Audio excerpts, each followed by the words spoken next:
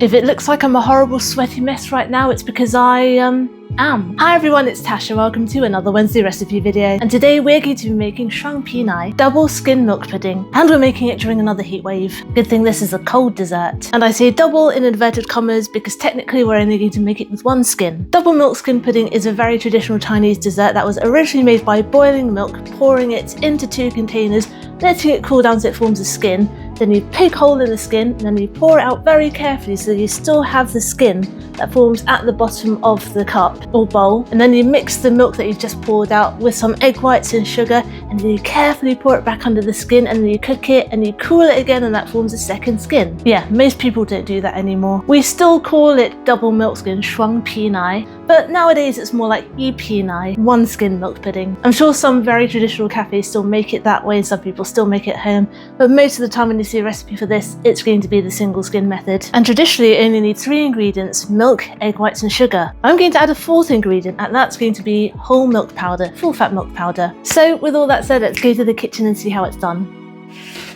Like I said, this will only need 4 ingredients. I'm going to start with 2 tablespoonfuls of full fat milk powder, 2 tablespoonfuls of caster sugar,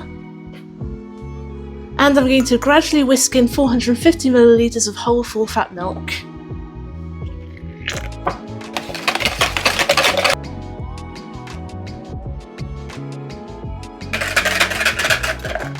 And now I'm going to whisk in 2 egg whites.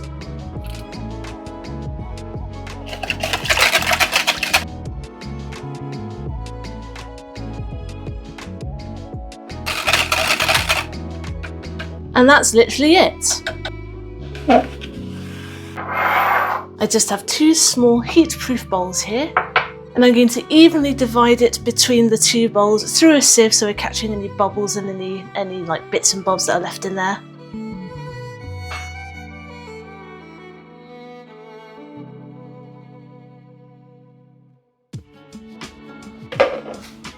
Perfect, now it's time to steam them. As you can see, I've popped both in the steamer on a wok full of boiling water, making sure the water doesn't touch the bottom of the steamer, and I'm just going to steam this on a medium to high heat for about 25 minutes. I'll see you then. Here we go. Right, that's all done. We've switched the heat off, and now I'm going to let this cool down completely, and then I'm going to chill it in the fridge for at least 4 hours, but let it cool down first. Not good to put hot things in the fridge. How nice are these? As you can see, I've topped them with some sweet red beans. I actually made these at home from scratch. I made them in the exact same way that I made the sweet red beans for my red bean drink last week, only I cooked them for a little longer and I added a little extra sugar. And as you can see, it has formed a nice skin on top. That was when we were cooling down that milk. And as usual, when you heat milk or cream, it will form a skin when you cool it down if you don't cover it with anything, and that's exactly what we want. Right, I'm going to give them a little jiggle so you can see how soft and silky they are, and then I'm going to dig in.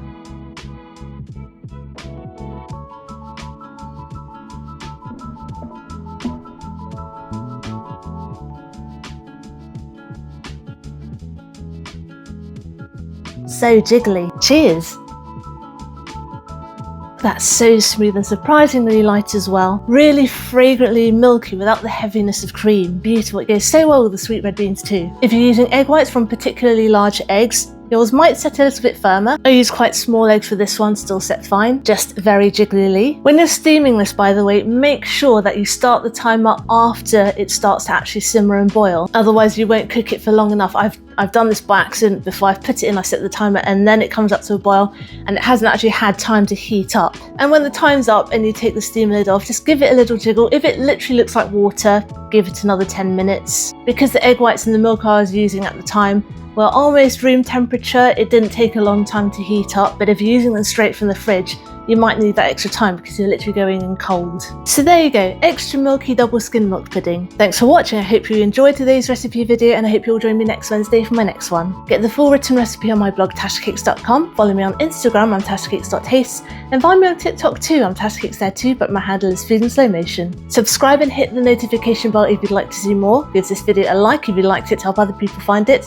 Comment down below if you'd like me to make anything in particular, and I'll see you all next time. Be good, be nice, and have a good week.